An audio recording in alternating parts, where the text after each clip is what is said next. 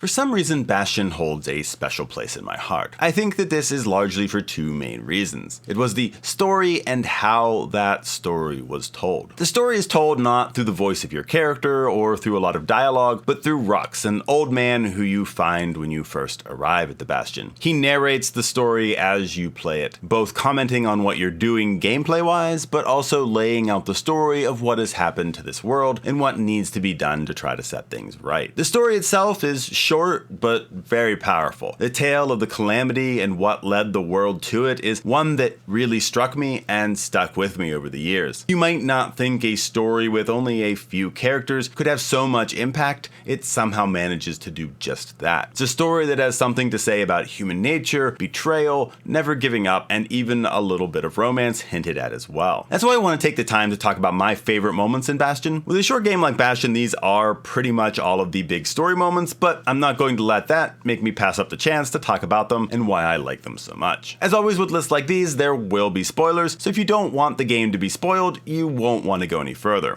Do play Bastion though, because I think it's a really fun and a really great little game. Anyway, let's move on to the list of my favorite moments from Bastion. At number 5, I have Zulf's betrayal. Over the course of the game, you find 3 other people who have survived the calamity and join the kid at the Bastion. The first is Rux, who you meet the first time you make it to the Bastion at the beginning of the game. The second is Zulf, an ambassador for the Ura people. The Ura used to be at war with Caelondia, which is the home of Rux and the kid, so he serves kind of as a go-between between two groups of people who used to be enemies. The third survivor is Zia, who is an Ura girl and was raised in Caelondia instead of being raised among her own people. At first, everyone is happy to find other survivors and everyone seems to be getting along well. However, when the kid returns from his trip to find what you think is going to be the last core you need to collect, he finds that Zulf has damaged the monument, the place that you insert the cores into the Bastion, and is having an altercation with Rux. You don't know at this point what it was that made Zulf angry enough to sabotage the Bastion and leave your group, but you get the sense that it's something pretty big. I just felt like this was a pretty big moment in the game. You were heading off to find the last core, and while there was plenty of foreshadowing that this wasn't really going to be the end, it wasn't entirely easy to figure out what was going to keep you from that goal. To find that it was one of the very people that you rescued and had join you turn out to be the cause was a pretty large surprise. This isn't higher on my list because of the fact that you kind of know something is going to happen here, and you aren't really told why Zulf does this until later. So while it does come as a bit of a shock to have Zulf sabotage the Bastion here, you're left with more questions at this point really than answers.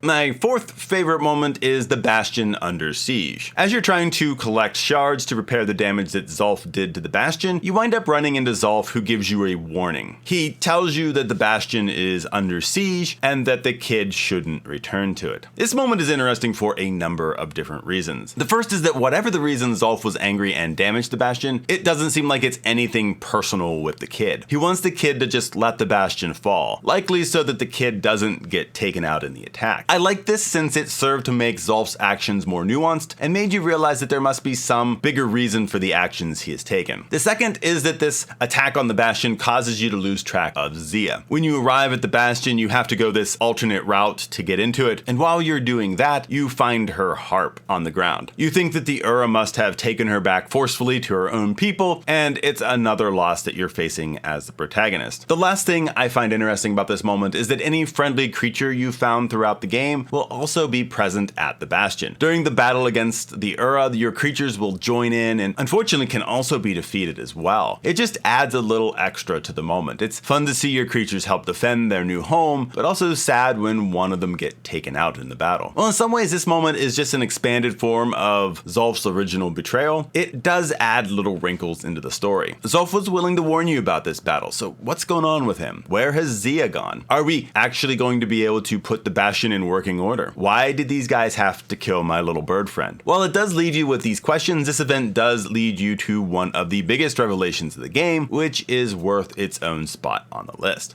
And that is moment number 3, which is what caused the calamity. After the attack on the Bastion, Rux tells the kid that the Caelandians were the ones responsible for the calamity. This gets more expanded on as the kid takes on the next level after that attack. So Caelandia was looking for a way to avoid future war with the Ura. And the answer to this problem came from a rather unlikely source, an Ura who was working for one of Caelandia's many different organizations. This was the Ura scientist named Ven, who is also Zia's father. He found a way to seal all of the Ura's underground tunnels in an instant. While he was told that the development of this weapon would only be used as a last resort, Ven either disagreed with the use of such a weapon in general, or didn't trust that this was the true purpose of it. Ven then sabotaged the weapon so that it would hurt the Caelandians as well and kind of blow up in their faces. Clearly Ven's distrust was well warranted as you're playing through the result of that weapon being used. I thought that this revelation was really well done. I think because it cuts to so many serious issues and takes such a spotlight to human nature. How our hatred of other people groups can cause us to do immense damage to ourselves and everyone around us. It also raises the very valid question of, can flawed human beings really be trusted with devastating forces like whatever caused the calamity? The answer Bastion offers is no, they really can't. The last resort option was more of a shoot first, ask questions later option. Now this moment is a bit longer than some of the others on the list since it's introduced right after the battle at the Bastion and then explained over the course of the next stage. But I still found it super memorable. While I can't exactly call the story behind the calamity enjoyable, I thought it was a well done reflection on human nature and how we can do very awful things in the name of fear and protection.